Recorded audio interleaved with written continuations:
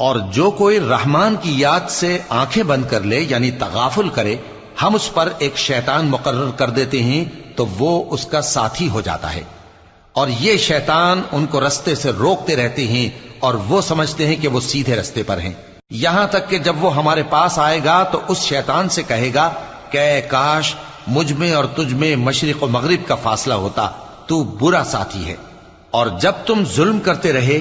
تو آج تمہیں یہ بات فائدہ نہیں دے سکتی کہ تم سب عذاب میں بھی شریک ہو، تو کیا تم بہرے کو سنا سکتے ہو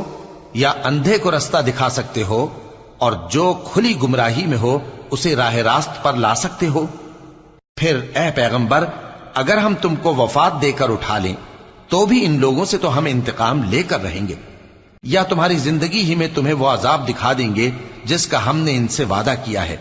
کیونکہ ہم ان پر قابو رکھتے ہیں۔ پس تمہاری طرف جو وحی کی گئی ہے